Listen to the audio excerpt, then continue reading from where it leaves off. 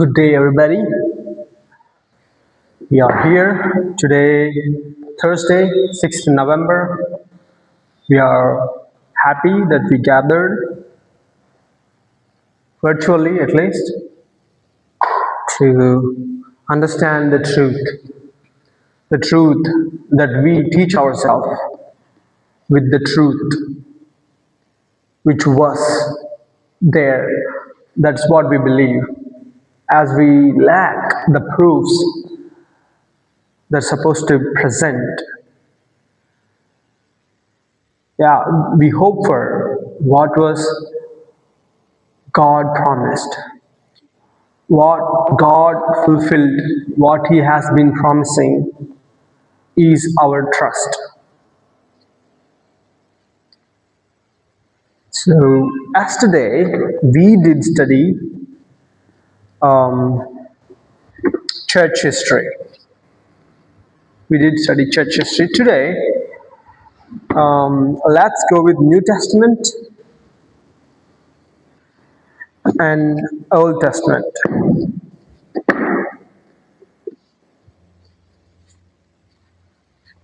One second.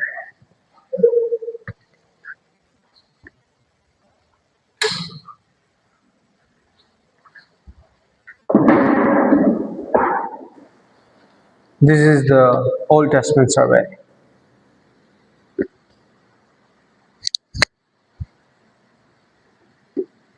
So let's start with the Old Testament survey. Thank you, God, for giving this opportunity and making us alive to examine your truth and get closer and closer to you by day. Lord, you are the truth. Lord, help us believe the truth you revealed us. No matter how untrue the lies that we have been understanding, help us defeat every lie with the truth you gave us. And help us understand every truth.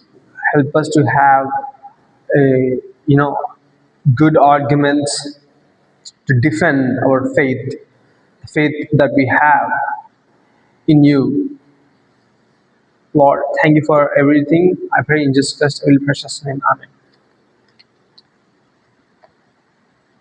So now the time is 7:39. So మనము పాత నిబంధన అవలోకనము చదువుకుంటున్నాం.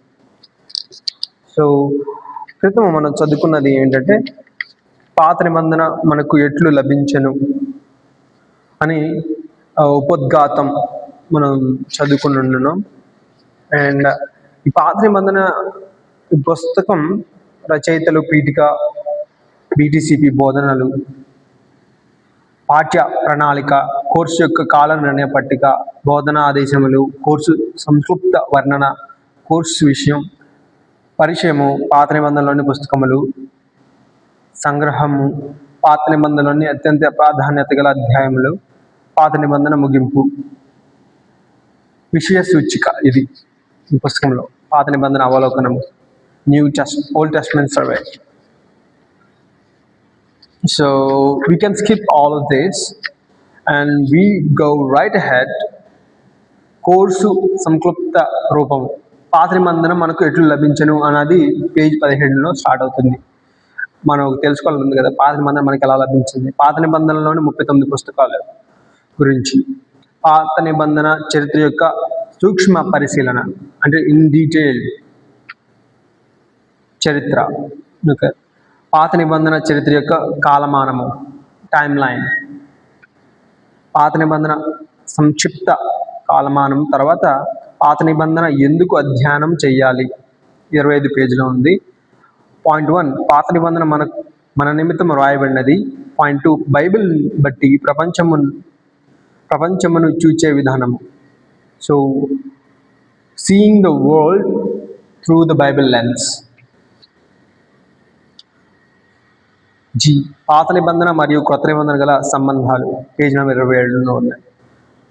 పాత నిబంధన యొక్క అంశములు, topics, పాత నిబంధన యొక్క అంశములు, టాపిక్స్. Page number 31. తర్వాత పాత నిబంధన యొక్క పుస్తకములు పేజ్ నెంబర్ 33 నుంచి 316 వరకు. సో ధర్మశాస్త్రం యొక్క 5 పుస్తకాలు పెంటాటిక్. సో ఫస్ట్ అలా అవి మొదటి 33 నుంచి 70, మొదటి 46 పేజీలు ధర్మశాస్త్రం గురించి, మిగతా 34 పుస్తకాలు ఇట్స్ లైక్ ప్రవక్తలు, పోయట్రీ అండ్ హిస్టరీ, మిగతా 3 భాగాలు. సో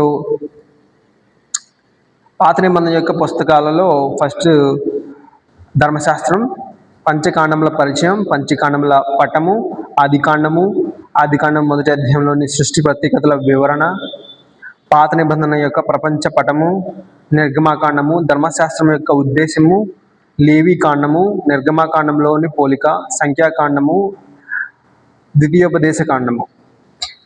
ఇవి మనం మొదటి 70 పేజీలు 70 పేజీ వరకు ఈ విషయాలన్నీ ఉంటాయి.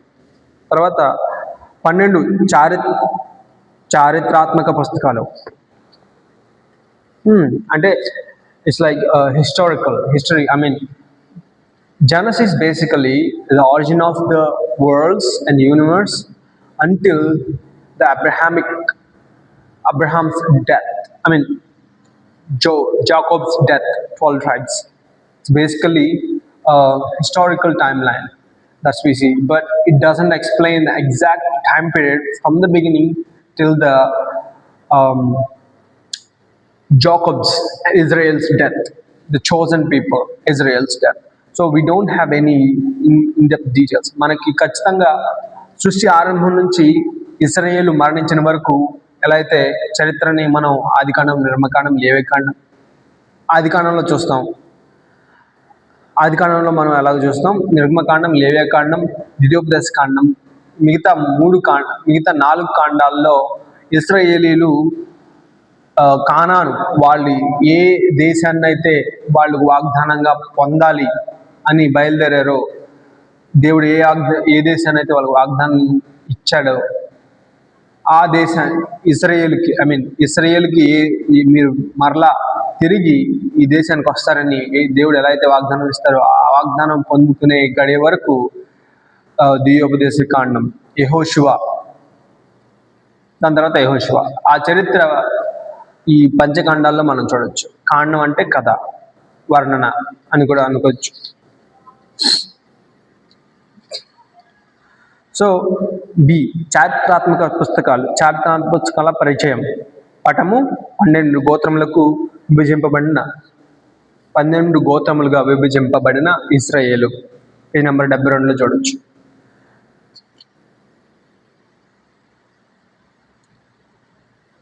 చెరకు పూర్వము 9 పుస్తకములు. వాళ్ళు చెర అంటే బాండేజ్, ఎగ్జైల్. సో జయించిన కాలము మరియు న్యాయాధిపతులు 3 పుస్తకములు. యెహోషువ, న్యాయాధిపతులు, రూతు. యెహోషువ, న్యాయాధిపతులు, రూతు ఇవన్నీ గెలిచిన ఆ బాండేజ్ నుంచి, అంటే వాళ్ళు వాగ్దానం చేసిన భూమికి వెళ్ళిన తర్వాత ఈ 3 పుస్తకాలు మనకు కనిపిస్తాయి. అన్నీ ఈ చారిత్రక పుస్తకాల్లో ఈ 3 పుస్తకాలు ఆ భాగాన్ని కవర్ చేస్తాయి.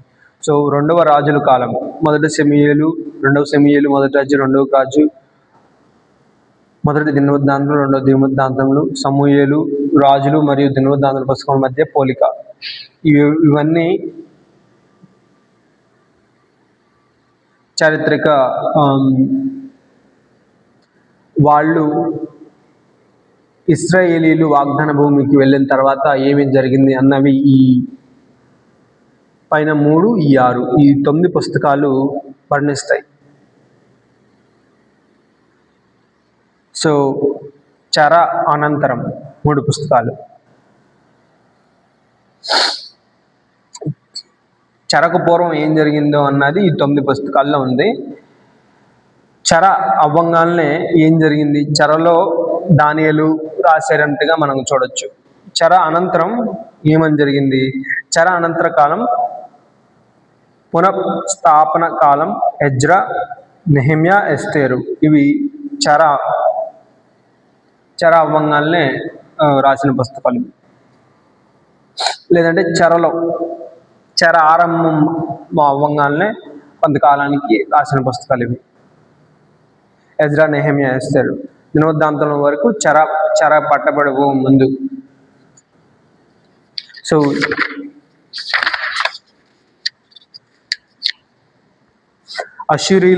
ఇశ్రాయేలీలు 722లో ఇశ్రాయేలీలు అష్షూరీయులకి చెరపట్టబడిపోతారు. యూదా జనాంగము 586లో బబులోను చేత చెరపట్టకపోతారు. సో అష్షూరీయులేమో ఇశ్రాయేల్ రాజ్యాన్ని 722లో ఫస్ట్, దాని తర్వాత 586లో యూదా రాజ్యాన్ని బబులోనీయులు చెరగపోతారు. ఈ చెరకు వెళ్ళిపోక ముందు యెహోషువ, న్యాయాధిపతులు, రూతు, 2 రాజుల గ్రంథం నుండి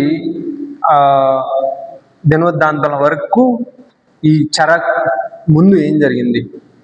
ఈ అష్షూరులు బబులోనుకి కొనుపోబడక ముందు, ఇశ్రాయేలీలు అష్షూరుకి మరియు యూదా బబులోనుకి కొనుపోబడక ముందు ఈ 9 పుస్తకాలు.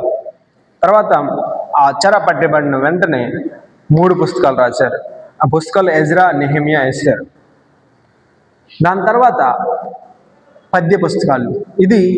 ఈ పద్య పుస్తకాలు ఈ చెరకు ముందు, చెరకు తర్వాత కూడా కలిపి రాసినట్టు మనం చూడవచ్చు. మొదటి యోబు గ్రంథం, కీర్తనల గ్రంథం, సామెతలు, ప్రసంగి, పరమగీతములు. ఇవన్నీ split between both bondage periods. చెరకు పట్టుకోక ముందు, చెరకు పట్టుకుపోయిన తర్వాత కూడా మనం చూడొచ్చు. 17 ప్రవచన పుస్తకాలు. అంటే చెర పట్టబడబోయే ముందు, చెరగబడబోయిన తరువాత కూడా ఏమేమి ప్రవచించారు ప్రవక్తలు అన్నవి, వాటికి ఆ ప్రవక్త దేవుని ఆజ్ఞ మేరకు రాసిన పుస్తకాలు. 5 పెద్ద ప్రవక్తలు. ప్రపంచాన్ని ఎందుకు చదవాలి? క్షమించాలి, 5 పెద్ద పుస్తకాలు, వాటి వివరణ. ఫస్ట్ 5 పెద్ద వాటి వివరణ. ప్రవచనాన్ని ఎందుకు చదవాలి? దేవుని ప్రవక్తల స్వభావము. నిజంగా ప్రవక్తల స్వభావం ఎలా ఉంటుంది అది కూడా తెలుసుకోవడం మంచిది. ప్రవక్తల సందేశము. ప్రవక్తలు సందేశం ఎవరికి ఇస్తారు? వారి ప్రజలకి ఇస్తారు. వారు అనుకునే వాళ్ళకి, దేవుడు ఎవరికి చెప్పంటే వాళ్ళకి. ఎలా అయితే యోనాను తర్షీషు అనే పట్టణానికి నాశనం చేయబోతున్నాను, నువ్వు వెళ్ళి ప్రవచించు అని చెప్తారు. ఆ ప్రవక్త ఆ దేశం కొరకు నియమించబడ్డాడని మనం తెలుస్తుంది. బైబిల్ ప్రవచనాల ప్రాముఖ్యతను నొక్కి చెప్పుట మరియు కాలమానము. వారి చారిత్రాత్మక కాలగమనంలో పెద్ద లేదా చిన్న ప్రవక్తలు. అబ్రహాము, మోషే, దావీదుల నిబంధనలు మరియు నూతన నిబంధన మధ్య సంబంధం. అబ్రహాముకి నిబంధన, మోషేతో ఒక నిబంధన, దావీదుతో ఒక నిబంధన మరియు నూతన నిబంధన. వాళ్ళ 4 అంశాల మధ్యలో నిబంధనల అంటే ప్రామిసెస్. ఆ 4 ప్రామిసెస్లో సంబంధాలు ఏముంటాయి అవన్నీ తెలుసుకోవచ్చు. చెరకు ముందు 3 పుస్తకాలు రాశారంట. యెషయా, యెర్మియా, విలాప వాక్యములు. చెరలో యేస్కేలు, దానియేలు రాశారు. చిన్న ప్రవక్తలు పరిచయం చెరకు ముందే రాశారు. హుషయ, యాబేలు, ఆమోసు, ఓబద్యా, మీకా, నహుము, హబక్కు, జెఫన్యా. ఇవి ఇశ్రాయేలీలు అష్షూరీయులకి కొనుకోబడక ముందు అండ్ యూదా జాతి వారు బబులోనుకి కొనుకోబడక ముందు, చెరపట్టబడక ముందు ఈ చిన్న ప్రవక్తలు 9 రాశారు. చెర అవ్వంగానే 3 పుస్తకాలు రాశారు. హగ్గాయి, జకరియా, మలాకి. ఈ పెద్ద చిన్న ప్రవక్తల మధ్య తేడాలను కూడా ఈ చెర అనంతరం చెర నుంచి విడుదల పొందిన వెంటనే ఏం జరిగిందని చూడొచ్చు. దాని తర్వాత సంగ్రహము. పాత నిబంధనలోని అతి ప్రాముఖ్యమైన అధ్యాయములు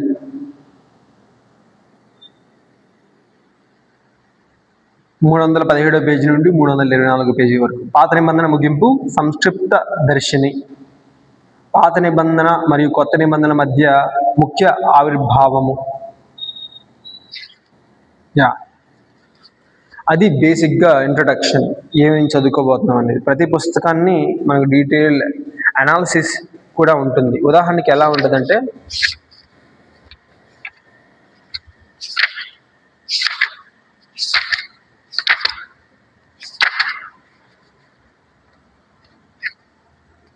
ఆదికాండం దేవుని సృష్టి అని చెప్పి, ఉపోద్ఘాతము సంక్షిప్త వర్ణన. ఆదికాండం వీళ్ళు ESV స్టాండర్డ్ బైబిల్ వాడతారు, బట్ నాకు NKJV new king James version అనేది ఇష్టం. అండ్ NIV అనేది నా దగ్గర ఉండేది, కానీ నేను దాన్ని ఫాలో అవ్వడం ఆపేశాను. దాంట్లో కాంటెక్స్చువలైజేషన్ అనేది అంత గొప్పగా లేదు. నాకు అది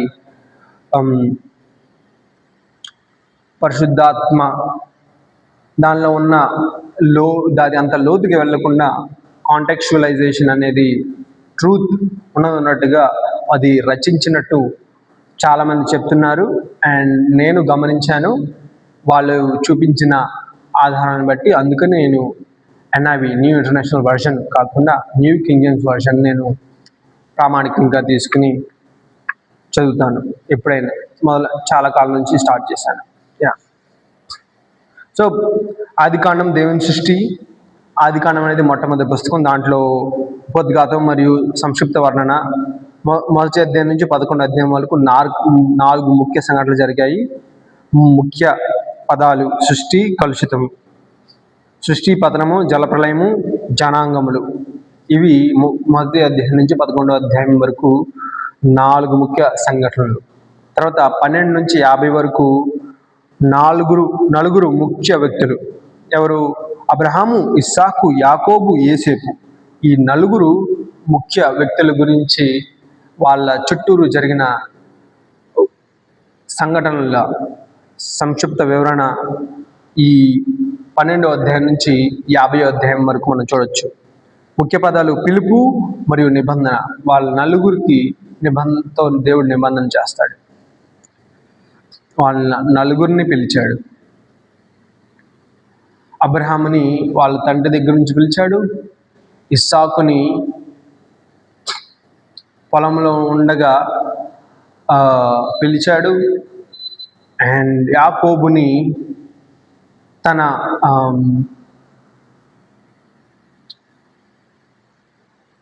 ఎలా పిలిచాడు, నేను ఆ చరిత్రని మనం చదువుకుంటే ఎలా పిలిచాడో కూడా మనం తెలుసుకోవచ్చు. యోసేపుని ఎలా పిలిచాడు కూడా మనకు తెలుస్తుంది. కళ్ళ ద్వారా పిలిచాడు. అండ్ యాకోబుని అయితే ఆయన ప్రార్థించినప్పుడు ఆయనకు వాగ్దానం ఇచ్చాడు.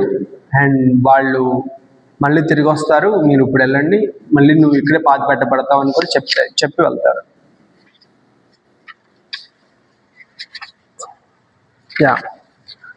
సో ఇంకా 5 నిమిషాలు ఉన్నది. ఈ 5 నిమిషాలు మనం పాత నిబంధన మనకు ఎట్లు లభించను, how did we get this Old Testament.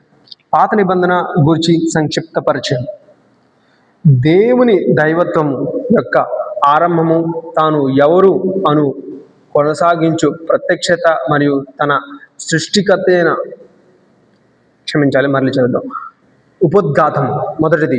పాత నిబంధన మనకు ఎట్లు లభించాను, how did we get the New Testament. పాత నిబంధనను గురించి సంక్షిప్త చరిత్ర. దేవుని దైవత్వము యొక్క ఆరంభము,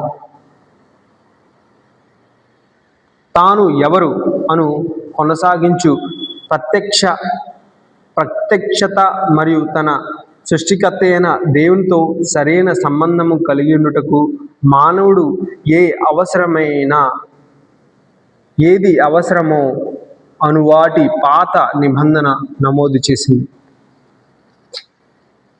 actually I don't understand it, I had to reread it. దేవుని దైవత్వము యొక్క ఆరంభము, తాను ఎవరు అను కొనసాగించు ప్రత్యక్షత మరియు తన సృష్టికర్త అయిన దేవునితో సరైన సంబంధము కలిగి ఉండుటకు దేవునితో సరైన సంబంధం కలిగి ఉండుటకు మానవునికి ఏది అవసరమో అనువాటి పాత నిబంధన నమోదు చేసి ఉన్నది. దేవునితో సరైన సంబంధం కలిగి ఉండుటకు మానవునికి ఏది అవసరమో అను వాటిని పాత నిబంధన నమోదు చేసింది. పాత నిబంధన నమోదు చేసిందా దేవునితో సరైన సంబంధము, కరెక్ట్ రిలేషన్షిప్. దేవునితో మనకి రాంగ్ రిలేషన్షిప్స్ ఏమైనా ఉంటాయా? యాక్చువల్లీ ఉంటాయి wrong relationships. I'm presuming the wrong relationship with God would be me asking selfishly for my own benefit, which would eventually destroy me. That's what I sense, make of it the incorrect relationship with God. So దేవుని దైవము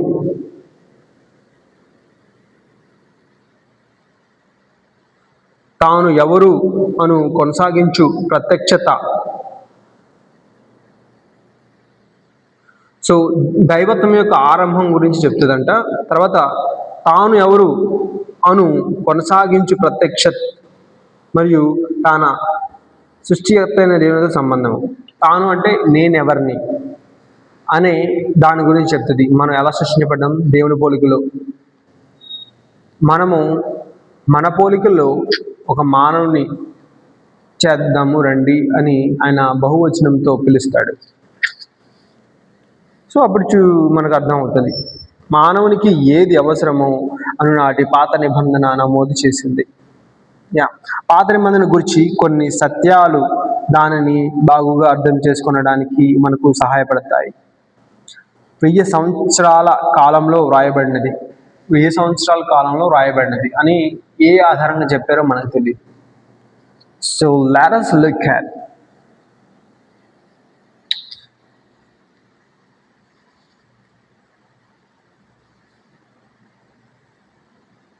let me look at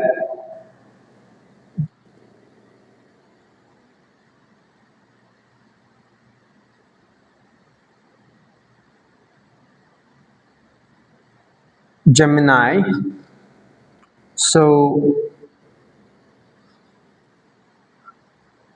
how much time does it take to write Old Testament? I prompted how much time does it take to write Old Testament. So what are the evidences also we would need, but it by default answers the question, so I didn't bother to ask that additional point. The texts that makes up the Old Testaments were written and compiled over a very long period of time, generally estimated to be 1,000 years. Approximate Spain. The composition of the text is generally believed to have occurred from the mid-second millennium BC, around 15 BC to mid-first millennium, around 400 BC. Earliest text, Torah, Pentateuch. Traditional view that first 5 books of Genesis, Exodus, Leviticus, Numbers, Deuteronomy primarily to Moses, dated them between wilderness wandering 1445 to 1405. However, many modern scholars propose that these books reached their final form much later, drawing on sources composed between 10th and 5th century. Last text. Some of the last books like Malachi, Nehemiah, Esther are dated around 450 to 400 BC, slightly later. It's important to understand that the Old Testament is a collection of many different books written by numerous authors, and many of the texts were likely compiled, edited, and revised over centuries before they reached their final and canonical form. Would you like to know more about the traditional authors or the original books? Hmm. Okay. So basically, we can count because the time periods of the reigning of each king, we can date them back to the exile of exodus of basically Israelites. We can date that. We also would definitely need to analyze what the secular historians argue against the biblical arguments, and that's very much help us. The why would they come into conclusion? What evidence they point us to come into contrary conclusions, so that we have an idea to defend the truth that we believe in, rather than just believing in it as so because God said so. That is not the case. God said so, and we would see the evidence, we match it, and we still strong. For the case that where we don't see any evidence, but Bible is saying so, that is our hope. That would as well be true because of Jesus' resurrection. Yeah, Jesus is not contradicting the Old Testament. It must be true, is what is usually what Christians believe, and I would argue that is true because Holy Spirit will lead us to the truth, give us the confidence and assurance of what we're reading. The lives that we renew, lives that we changes ourselves, the details of how they were written points that, yeah, it definitely points, right? So next thing, సుమారు 30 మంది వేర్వేరు మానవ రచయితలచే వ్రాయబడినది. 39 పుస్తకాలు కలవు. ప్రథమంగా Hebrew భాషలో వ్రాయబడినది. కొన్ని చిన్న భాగాలు అరమిక్ భాషలో వ్రాయబడ్డాయి. Hebrew, Aramaic. ప్రథమంగా హీబ్రూ. ఇక మొట్టమొదటి లేఖనముల ప్రతులు జాగ్రత్తగా మరియు ఖచ్చితంగాను హెబ్రీ లేఖకుల చేతిలో వ్రాయబడినవి మరియు తరము నుండి తరమునకు అందించబడినవి. క్రీస్తు కాలము నాటికే పాత నిబంధనలో ఇప్పుడు మనకున్న పుస్తకాలతో కలిపి ఒకే పుస్తకంగా పూర్తి చేయబడినది. హెబ్రీ పాత నిబంధన యొక్క మొట్టమొదటి తర్జుమా క్రీస్తు పూర్వం 250 ప్రాంతంలో పూర్తి చేయబడిన గ్రీకు సెప్ట్యుజెంట్. సో ఆఖరి పుస్తకం 450లో రాయబడినట్టుగా మనకు తెలుసు. కానీ ఆఖరి పుస్తకం రాసిన 200 సంవత్సరాలకి లేదా 100 సంవత్సరాలకి 150 సంవత్సరాలకి సెప్ట్యుజెంట్ అనే తర్జుమా మనం చూడొచ్చు. గ్రీకుకి తర్జుమా చేశారు అన్ని పుస్తకాలని. దాన్ని సెప్ట్యుజెంట్ అంటారు. రెండవ ముఖ్య తర్జుమా లాటిన్ వల్గేట్, క్రీస్తు శకం. ఇవేమో క్రీస్తు పూర్వంలో క్రీస్తు శకానికి, అంటే దాదాపు 400 ప్లస్ 200 650 సంవత్సరాలు తర్వాత గ్రీక్. మొదట 600 సంవత్సరాల క్రితం గ్రీకులో చేస్తే 600 సంవత్సరాల తర్వాత Latin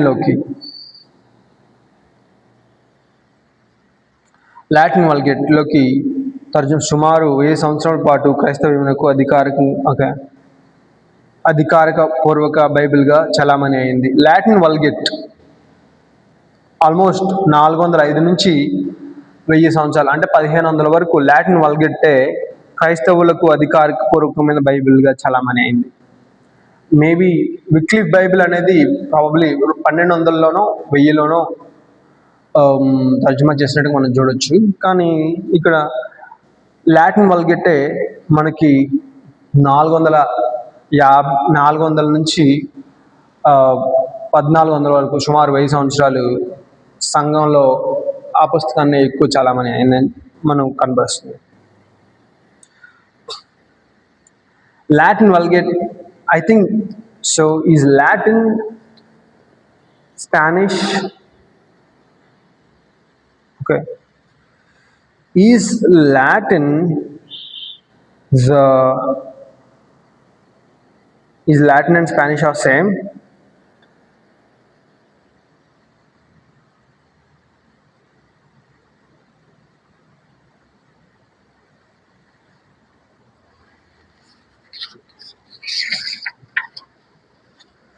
Yeah, no, Latin and Spanish are not same language. However, they are very closely related. Have a quick breakdown of their relationship. Latin, an extinct classical language, although it's still used in scholarly, scientifically, and religious texts like Vatican, spoken in Roman Empire, peaking around 1st century BC. Latin Basha, Spanish, a living spoken by hundreds of millions of people, developed from Velugur Latin over centuries. Spanish is descendant of Latin. Spanish is classified as Roman Romance language, which means it directly evolved from Vulgar Latin, the common spoken form of Latin brought to the Iberian Peninsula, modern-day Spain and Portugal, by Romans.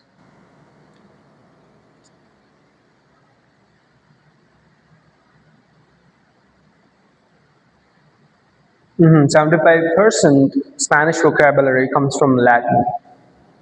Relations between Spanish and English.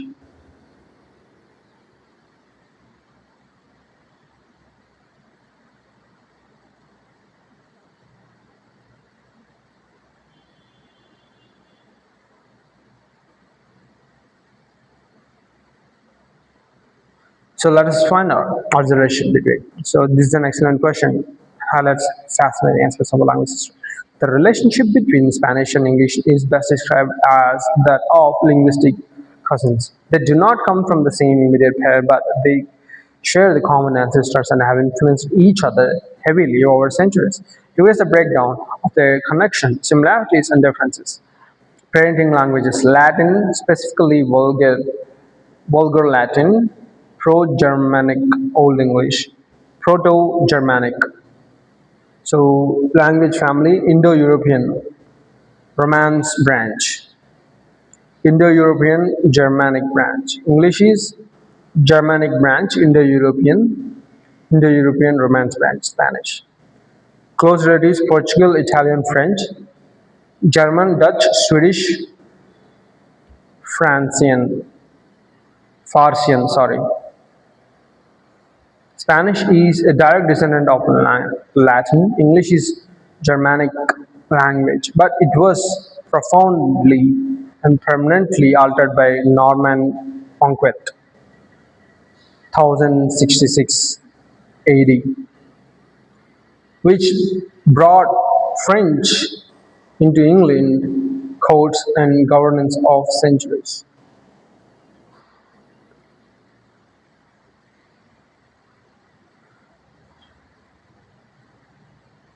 The most obvious relationship lies in vocabulary. Because of massive French influence on English, both Spanish and English shares a vast number of words look or sound alike.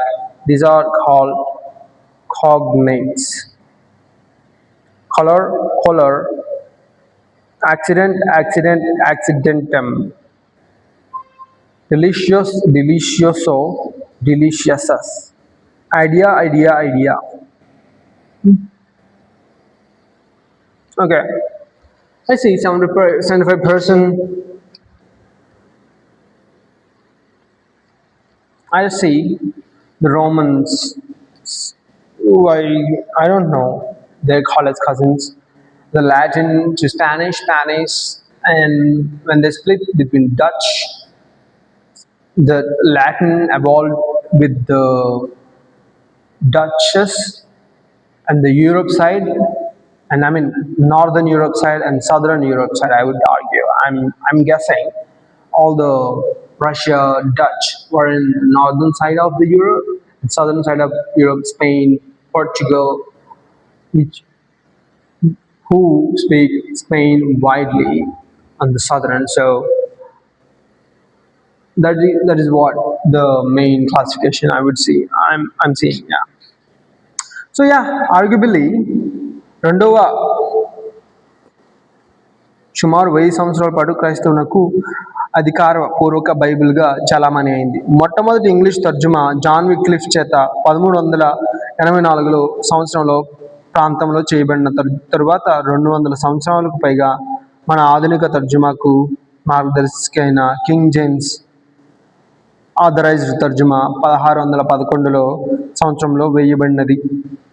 13, 16 అంటే 200 సంవత్సరాల తర్వాత king James వచ్చింది. First వచ్చింది John Wycliffe Bible.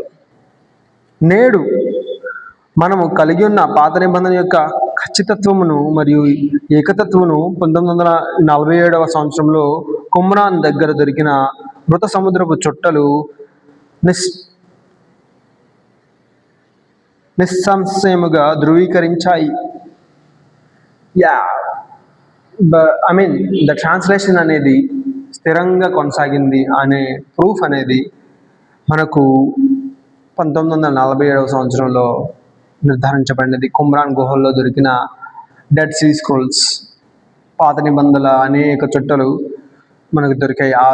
వాటిని బట్టి ఆధారంగా మనం నమ్ముతున్నాం. పాత నిబంధన సుమారు 3000 సంవత్సరాల కాలం పైగానే దేవుని చేత అద్భుత రీతిగా భద్రపరచబడినది. 3000 సంవత్సరాలను బట్టి అంతే కదా, ఈ 2 సంవత్సరాలు 1000 సంవత్సరాలు, 3 సంవత్సరాలను బట్టి మొదట ఏ అక్షరాలతో రాశారో అవే అక్షరాలు మనం ఇప్పటికీ చదువుతున్నాం 4 నుంచి 5000 సంవత్సరాల వరకు. కాబట్టి దాన్ని బట్టి చూస్తే దేవుడు, దేవుని బిడ్డలు, పరిశుద్ధాత్మ వీళ్ళందరూ కలిసి దాన్ని భద్రపరచడం బట్టి భద్రపడిందని మనం చూడొచ్చు. ఈనాటి మన బైబిల్కు కొంచెము భిన్నంగా హెబ్రీ పాత నిబంధన క్రమపరచబడినది. ఈనాటి మన బైబిల్కు కొంచెము విభిన్నంగా హెబ్రీ పాత నిబంధన క్రమపరచబడినది. అయినా అవే పుస్తకాలు ఉన్నాయి, కానీ అవి 39కి బదులుగా 24గా లిపించబడ్డాయి. ఎందుకంటే కొన్ని పుస్తకాలు కలిపివేయబడినాయి. అవి 3 ముఖ్య భాగములుగా క్రమపరచబడ్డాయి.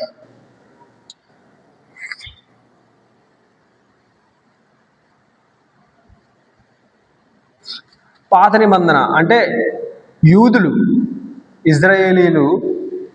ఇజ్రాయేలీ దేశంలోని ప్రజలు, వాళ్ళు మనం 39 పుస్తకాలు ఎలా అయితే విభజించామో, కానీ వాళ్ళ పాత నిబంధనలో వాళ్ళకున్న థోరా, వాళ్ళకున్న పుస్తకాల్లో వాళ్ళు 24 పుస్తకాలేగా లెక్కిస్తారు. ఎందుకంటే వాళ్ళు కొన్ని అంటే సమూయేలు, మొదటి సమూయేలు, 2 సమూయేలు కలిపేస్తారు, మొదటి రాజు 2 రాజులను కలిపేస్తారు, మొదటి దినవృత్తాంతములు 2 దినవృత్తాంతములు కూడా కలిపేస్తారు. సో అలా 24 పుస్తకాలు వచ్చేస్తాయి 39కి బదులుగా. 1, 2, 3, 4 చిన్న ప్రవక్తలను కూడా కలిపేస్తారు అనమాట. 1, 2, 3, 4, 5, 6, 7, 8, 9, 4, 5, 6, 7, 8, 9, 10, 11, 12, 13, 14, 15, 16, 17, 18, 19, 20, 21, 22 చిన్న ప్రవక్తలు మొత్తం ఒక పుస్తకంలో ఉంటుంది వాళ్ళకి. Okay, so the difference is 24, 6 plus 9 will give 15 books. So okay, Daniel, they split it. So okay, ధర్మశాస్త్రాన్ని 5 పుస్తకాలుగా వాళ్ళు కలిగి ఉన్నది పాత హెబ్రీ నిబంధనలో. మరియు ప్రవక్తలు యెహోషువ, న్యాయాధిపతులు, సమూయేలు, రాజులు, పూర్వ ప్రవక్తలు. తరువాత ప్రవక్తలు యెషయా, యెర్మియా, యెహెజ్కేలు 12 చిన్న ప్రవక్తలుగా వాళ్ళు విభజించారు. మనం ఇదైతే మొదటి యెహోషువ నుంచి న్యాయాధిపతులు, సమూయేలు, రాజులు అనేది చరిత్రగా మనం చదువుతాం. తర్వాత లేఖనములు, కీర్తనలు, సామెతలు, యోబు పద్య భాగం. తర్వాత 5 చుట్టలు, సొలొమోను పరమగీతములు, రూతు, విలాపవాక్యములు, ప్రసంగి, ఎస్తేరు 5 చుట్టలు. ఇది ఎందుకని 5 చుట్టలుగో లేఖనాలు నాకు అర్థం కాలేదు, మనం తర్వాత తెలుస్తాయేమో. చరిత్ర, దానియేలు, ఎజ్రా, నెహెమ్యా, దినవృత్తాంతములు. ఇవన్నీ లేఖనాలుగా వాళ్ళు కొనవేశారు. ధర్మశాస్త్రమును కొన్నిసార్లు మోషే అని ఉదాహరింపబడినది, లేఖనములను కొన్నిసార్లు కీర్తనలు అని ఉదాహరింపబడినవి. అప్పుడప్పుడు పాత నిబంధనను మోషే మరియు ప్రవక్తలు అని పిలువబడినది. మోషే మరియు ప్రవక్తలు, యేసు ప్రభు అలాగే అని పిలుస్తారు కదా వాదించినప్పుడు పరిచయాలతో. మోషే మరియు ప్రవక్తలు, old testament, exactly. we don't clearly, Jesus don't specify Old Testament as Old Testament. Instead, he specified it as Moses and prophets. Wow, that's a good point to know. I would not think this other if I hadn't read that. So Hebrew పాత నిబంధనలో 24 పుస్తకాల విభజన ఇలా ఉందండి. కానీ ఇప్పుడు 39 పుస్తకాల విభజన మనకు కలిగింది కానానికల్ బుక్స్, కాననైజేషన్ జరిగినప్పుడు మనకి లభించిన ఈ విభజింపబడిన విధంగా మనం ఇప్పుడు కొనసాగుతుంది ఇప్పటికి కూడా. ఆది కాండము, ధర్మశాస్త్రాలు ఆది కాండం నుంచి ద్వితీయోపదేశ కాండం వరకు, పద్య భాగం యోబు నుండి పరమగీతముల వరకు, చరిత్ర యెహోషువ నుండి ఎస్తేరు వరకు, ప్రవచనలు యెషయా నుండి మలాకి వరకు. పాత నిబంధన చరిత్రపై దృష్టి 4200 సంవత్సరాల క్రితం నుండి సృష్టించబడిందని సుమారుగా చెప్తారు కొంతమంది పండితులు. ఎందుకంటే డేట్స్ ఇచ్చింది బైబిల్. ఒక్కొక్కరు ఆదాము ఎన్ని సంవత్సరాలు బతికారో, వాళ్ళ పిల్లలు ఎన్ని సంవత్సరాలు, ఆ ప్రకారంగా చూస్తే బైబిల్ చెప్పింది సత్యమే అయితే 4000 సంవత్సరాల క్రితమే ఈ సృష్టి ఆరంభం అయి ఉండాలి. ఈ నేటి కాలాన్ని, ఆధునిక కాలాన్ని చూస్తుంటే అది సత్యమని అనిపిస్తుంది. ఎందుకంటే ఉదాహరణకి మనిషి గుర్రాన్ని వాడేది దాదాపుగా 4000 సంవత్సరాలు, తర్వాత రథాలను వాడాడు కొన్ని సంవత్సరాలు, ఆల్మోస్ట్ 2000 సంవత్సరాలు.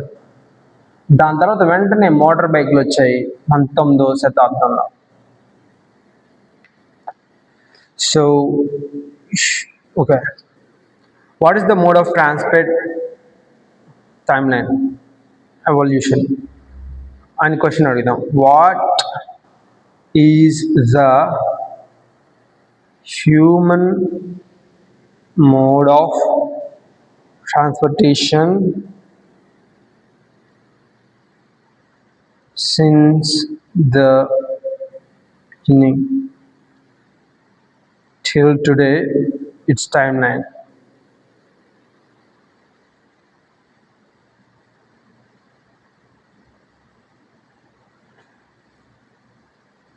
With dates,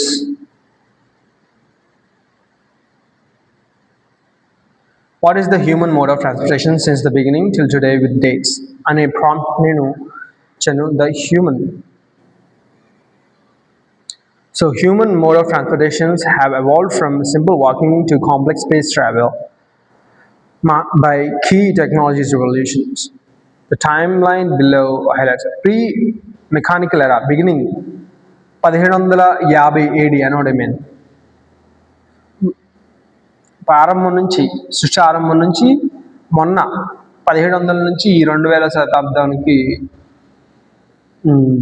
ఎన్ని 17, 18, 19, 20 కేవలం 400 సంవత్సరాల క్రితం వరకు ఏమేం జరిగి మనుషులు ఆల్మోస్ట్ ప్రస్తుతానికి దాదాపు 4500 సంవత్సరాలు మనకు తెలిసిన చరిత్ర ప్రకారం 4500 సంవత్సరాలుగా మనిషి ఒకే విధంగా ట్రాన్స్పోర్టేషన్ ఉంది. కానీ సడన్గా 400 సంవత్సరాల క్రితం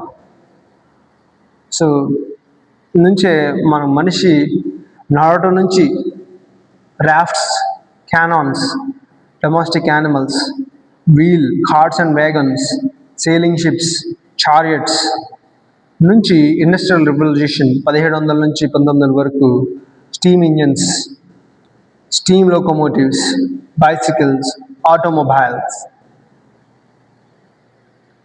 ఇవన్నీ ప్రారంభమయ్యాయి. 1900 నుంచి ఈ నేడు వరకు మొన్న 100 సంవత్సరాలు 100 సంవత్సరాల క్రితమే అందరూ కమర్షియల్గా గాల్లో ఎగరటం మొదలుపెట్టారు. అప్పటి వరకు ఊహకు కూడా తెలియదు ఎవరైనా ఎగురుతారా అని.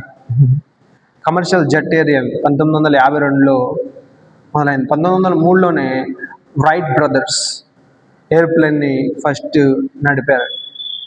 రాకెట్స్ అండ్ స్పేస్ క్రాఫ్ట్స్ 1957 కనిపెట్టిన 45 నుంచి 50 సంవత్సరాల లోపే రాకెట్స్ కనిపెట్టేశారు. ఆకాశంలోకి చంద్రుడిని అంత ఇది భూమిని దాటేంత యంత్రాలను కనుక్కున్నారు మనిషి. తర్వాత హై స్పీడ్ రైల్స్ జపాన్ 1964లో నుంచే హై స్పీడ్ ట్రైన్స్ ఉన్నాయంట. ఎలక్ట్రిక్ ఆర్ ఆటోనమస్ వెహికల్స్ నేను వాడేది సో 21st century. సో దీన్ని బట్టి చూస్తుంటే మనిషి ఎక్స్పోనెన్షియల్గా గ్రోత్ ఉంది. సహజంగా ఇది ఆధారం చూపించి నేను అనటం లేదు, నమ్మశక్యంగా ఉంది. సృష్టి కేవలం 4000 సంవత్సరాల క్రితమే ఆరంభమైంది అనడానికి, అన్లెస్ దేవుడు ఎవల్యూషన్ అనేది ఆ 7 దినాల సృష్టి 6 దినాల సృష్టి క్రమం కేవలం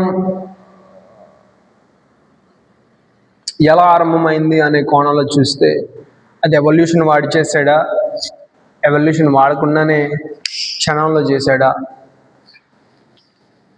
వీ డోంట్ నో. అది దేవుడే మనకి తెలియజేస్తాడు.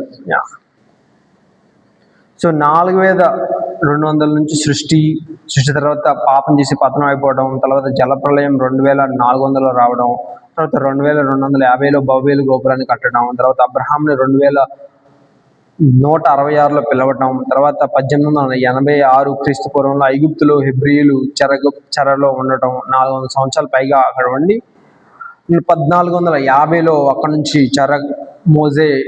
దేవుడు మోషేని వాడుకుని వాళ్ళని బయటికి నడిపించడం, 1410లో కానాన్లో ప్రవేశించడం, 40 సంవత్సరాలు అరణ్యంలో నడిచారు అని మనకు కనిపిస్తుంది. తర్వాత 1350లో న్యాయాధిపతుల్ని ఆయన నియమించటం కానానులో. తర్వాత 1070లో సమూయేలు ఆఖరి న్యాయాధిపతిగా ఉండడం. తర్వాత 350 సంవత్సరాలు న్యాయాధిపతులు ఏలినట్టుగా మనం చరిత్రలో చూడొచ్చు. తర్వాత సౌలు 1051లో క్రీస్తుపూర్వం ఇశ్రాయేల్ రాజ్యాన్ని ఏలటం ఆరంభించి సొలొమోను 1971 వరకు ఏలటం మనం చూడొచ్చు. ఉమ్మడి రాజ్యాలు 120 సంవత్సరాలు సౌలు, దావీదు, సొలొమోను ఏలటం చూడొచ్చు. వాళ్ళు ఏలిన 200 సంవత్సరాలకి ఇశ్రాయేలు అనేక మంది రాజులు ఏలడం చూడొచ్చు. వాళ్ళు చెరకు కొనుపబడటం చూడొచ్చు. అశ్షూరీయుల చేతికి 772లో ఇశ్రాయేల్ చెరపట్టుకోబడడం చూడొచ్చు. యూదా బబులోనికి 586లో చెర పట్టబడడం చూడొచ్చు. అండ్ దేవాలయం పునర్నిర్మాణం చేయడం చూడొచ్చు. అశ్షూరీయుల చేత 772లో నాశనమైన దేవాలయం 516లో దేవాలయం పునర్నిర్మాణం చేశారు. సో క్రీస్తుపూర్వం 400 సంవత్సరాల పైన. అవి ఎగ్జాక్ట్గా అని చెప్పలేం, 3-4 సంవత్సరాలు అటు ఇటు కూడా అవి ఉండొచ్చు. సో అది బేసికల్లీ హిస్టరీ. ఇంకా 4 minutes ఉంది. మనం పేజ్ 19 వరకు ధ్యానించాం. పేజ్ నెంబర్ 13 నుంచి పేజ్ నెంబర్ 12 నుంచి పేజ్ నెంబర్ 19 వరకు we discussed about 6 pages. I mean, eight sides of the pages మనం డిస్కస్ చేసాం. So yeah, so old testament మనం నెక్స్ట్ టైం పాత నిబంధన చరిత్ర యొక్క కాలమానములు, చరిత్ర కాలమానాలు లోతుగా మనం ధ్యానిద్దాం. 2 pages, page number 20, page number 21. So let's pray. Thank you, Heavenly Holy Father. ధన్యవాదాలు ప్రభువా. పాత నిబంధన అవలోకనము, ఓల్డ్ టెస్ట్మెంట్ సర్వేని ధ్యానించుకోవడానికి మీరు మాకు ఇచ్చిన అవకాశాన్ని బట్టి వందనాలు. ఈ జ్ఞానాన్ని పరిపూర్ణంగా లోతుగా ధ్యానిస్తూ నీ కృపలో నీ సత్యాన్ని ఎదుగుతూ దుష్టుడు అవిశ్వాసాన్ని మాలో అనేకమైన ప్రశ్నలను లేకెత్తుచుండగా వాటిని నీ సత్యంతో నీవు బయలుపరిచిన మాకు ఏది అవసరమో అని మమ్మల్ని ఏది అవసరమైతే అని మమ్మల్ని గుర్తించవో దాన్ని మాకు అందించి దాన్ని మా దాకా భద్రపరిచి ఆ వివరాలను అతిథి దేవుడైన నీవు పంపిన క్రీస్తుని ఎరుగుటని చెప్పినట్లుగా నిన్ను లోతుగా నీ కార్యాలను, నీ ప్రవక్తలను, నీ మనస్థితిని నేను ఎరిగి నిన్ను పోలి నీవు పరిశుద్ధుడవని తెలుసుకుని నిన్ను పోలి నేను విన్నవారు అవునట్లుగా జరుగునట్లుగా చేయమని ప్రార్థిస్తున్నాము. మాలో ఉన్నమని మేము చేయ ప్రతి పనుల్లో నీ సహాయాన్ని మేము తీసుకున్నట్లుగా మా హృదయాన్ని ఎల్లప్పుడూ సంసిద్ధంగా ఉండుటకు సహాయం చేయమని యేసుక్రీస్తు నామమున వేడుకుంటున్నాము మహాప్రభువు. ఆమేన్. Glory to the God Almighty.